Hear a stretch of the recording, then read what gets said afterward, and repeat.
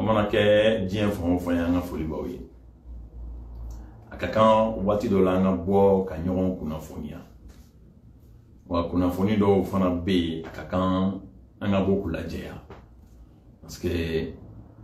maloti malien do la bli jamana ina degun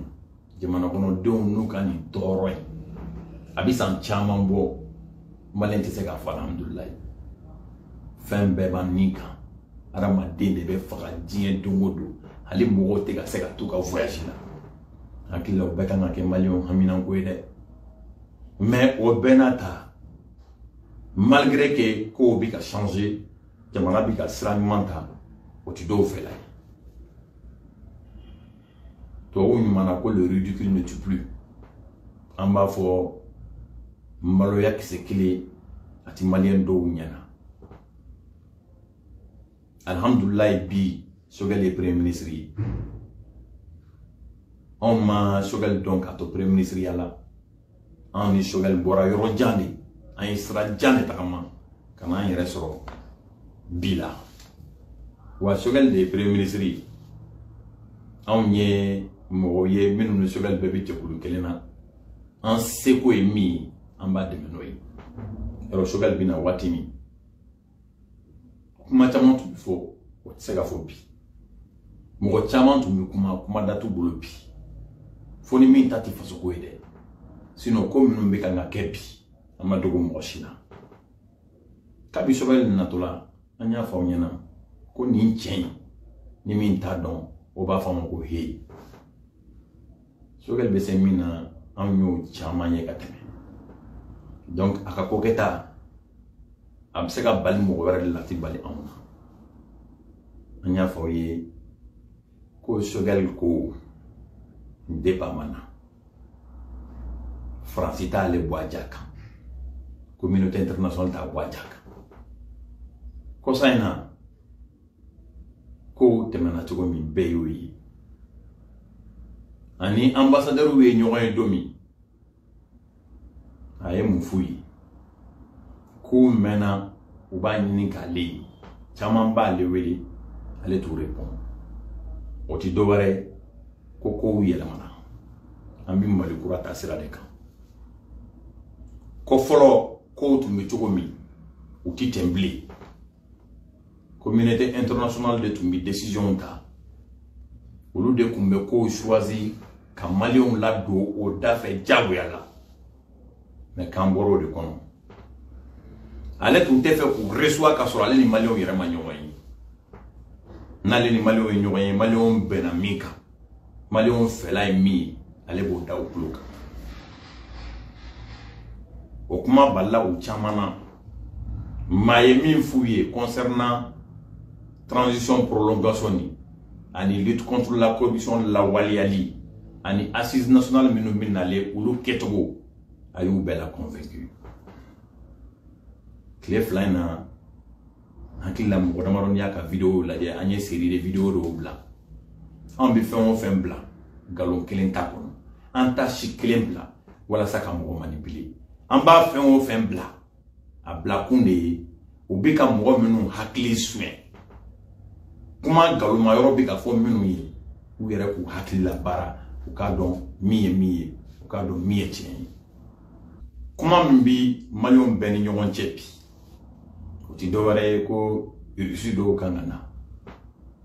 walasa ka an dɛmɛ kɛlɛ la ani ka an ka mɔgɔw former. Tout d'abord, moi je suis pas de ceux qui veulent que France ka ta 600. Non, ne fɔra ma fɔ France bɛ taa mais sani France ka taa o ka an ka mɔgɔw former. N'an ka mɔgɔw formera ɲɛma u bɛ rentrer an ka mɔgɔw bɛ kɛlɛ kɛ. Russie la dɔrɔn tɛ dɛ hali ni Australiens bɛ yen walima Chinois ko n'olu fana bɛ se ka n'an dɛmɛ o ka n'an dɛmɛ. Mais tile fila in na France bɛ ka vrai visage de yira. France bɛ ka ko minnu manigancé anw fɛ yen. France bɛ ka kɛlɛ in maintenir pour que mɔgɔ minnu k'u sago sɔrɔ. France yɛrɛ b'a sago min laɲinina anw fɛ yan o bɛɛ de bɛ ka taa jiwoyo fɛ. O kama France sirannen don. Mɔgɔ minnu bɛ France dɛmɛna olu sirannen don. Kunfɛ mɔgɔ dɔw yɛrɛ fana da bi kuma la olu t'a dɔw yɛrɛ bɛ min fɔ. Nin bɛɛ la n bɛ fɛ ka min fɔ aw ye dɔrɔn ni jamana bɛ ka nin taabolo in ta an ka jɛ k'an fanga fara ɲɔgɔn kan anga yere kengani anyumai anga nyeshi sira klinima bibi na mo sogal de meko parce que sogal kadia ite sogal de meko parce que ini sogal bi côté kelen fin ibi sogal de medi ni de mana in kadi wa iya de me ma de me malien to ba de me à un moment donné et de bini yere retard là parce que au dominant soro malien nyeshilembe e ma kekere ta fantina kina naya soro irisu kangana walma naya soro mo kangana on feya malien de nyana manchima mo discuter parce que à ko dalen no keneka ni ye jamana in klana ni ye classe aba o bemene ndu mine kuntala amina na to mi yere mo batado ako bekele no mystère ya bulu ne hakila bi malion kanga jorodi ambi boni problème ko no tuguti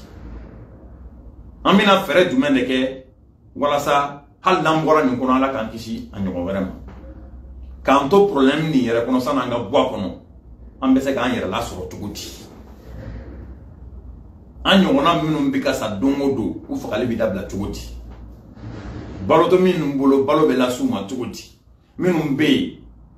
baratu bolo u segenendo u degunendo hali fura songo tu bolo ulu be segani bela soro tuguti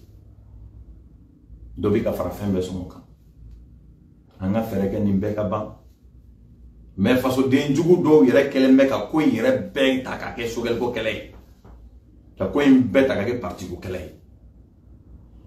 parti politique minu wulle no bi no bi ka essayer kubu yere ke jagoya opposition sogel la c'est les mêmes partis politiques minu tuma songa tu M5 ko mais est-ce que Aouba Kalama, aya renseigner est-ce que Aouba Kalama ka fugo à partir nous à partir kono 2000 boruko o de ga tani min bu ko bi kafara le fait que oui vraiment tianfane ni mali parti politique est bête à 5% au tabo à partir krikara na parti nyuma be frone nyonka au 5% au tobo nan klobe kawjim fanana panga pruti la fambe kuma kalantan tongili kelen foli sen kelen dongili tous les jours le même disque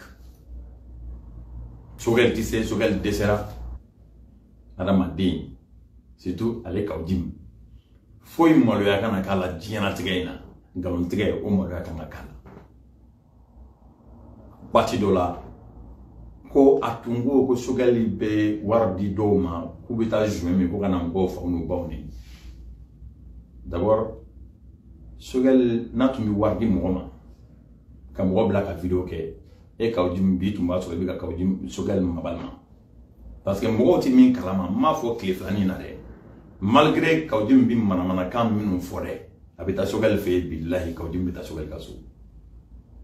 naro asimi gon ya ro interdala amba ni sogel yere fana fa ka ro interdala carrément arama de ni kera horon lankulun foi malu atime en temps normal kawdim manga kuma bi hali ka bo aka duko no malu aka kawdim so wati mi mo be kanga sa emsanina wati mi mo be wuli ka tola mo be ku yere di ku nindi ku kana folodi kawdim tinto foi la emsan ko nana escoro yako M5 dam na dron kawdim fleni taka sojo le damne ka terrain sani damne yorola ka yoro chantier damne yorola chantier be bambulu kelen fuka ba mais antina ndase ko mabi ate wati jambo do tu en video ke ko sanu mintu mina na fa bora mali telela kawdim tara wardo min otigula wala saw ka sanu kabla o dombe u yotigi wele kaka video ni boy ma video bambulu alisa extérieur mo on va former ma diaspora ulutu mi waro war bla kana di kawdim ma ko ga M5 de menay war mo non tunti ami mo don ba mako ya minu ko ils sont même prêts à témoigner contre kawdim kulu ye war di kawdim ma adobi M5 ko na do ta ko kana war di M5 na ku ma kuma me mo ma fu yo ko wari indira yaro mo be de meke ibata soro abeka mo be comité stratégique là donc comité stratégique mo be compte que ka fo ni war dira karsa fe ni war dira karsa fe n'o tigi u tɔgɔ la kuma ma fɔ n'a dun y'a fɔ k'u dɔnbaga dɔw ye comité stratégique kɔnɔna na k'ale ye wari di u m'a mɛn u bɛ taa lasa tigi ma en tout cas jamana in sera niveau min na an ka bɔ musalaka kɔnɔ an ka bɔ nɛgɛnɛgɛni kɔnɔ an ka bɔ yɛrɛ ta ɲini kɔnɔ yɛrɛ ta ɲini kuma fɔli senfɛ n bɛ profiter ka yɔrɔ dɔ fana fɔ denmisɛnnin mɔgɔ minnu bɛ yen n'a dɔw yɛrɛ hakili la ko Mali b'a taabolo kɔrɔ de la an ye premier ministre sɔrɔ n y'a kuma fɔ ka tɛmɛ premier ministre n'a sɔrɔ la a b'i n'a fɔ M5 ka ambassadeur don mais o kɔrɔ tɛ ko bɛɛ ka na ko i bɛ poste ɲini o kɔrɔ tɛ ko bɛɛ ka na ko fo jɔyɔrɔ ka d'i ma kɛlɛ min kan ka boloda bientôt n'o kɛra ni min dalen b'i yɛrɛ la i bɛ dɔn yɔrɔ sɔrɔ o ti ko wɛrɛ ye n'i ko jamana ka taa sira ɲuman ta minɛli minnu bɛ ka kɛ minɛli ka ɲi dɛ fɛn de bɛ yen nɔ min ka jugu ni mɔgɔ minnu bɛ ka minɛ u ye sonyɛli min kɛ fɛn wɛrɛ bɛ yen min ka jugu n'o ye a bɛ min bɔ jamana kɔnɔ o ka ca n'o fana ye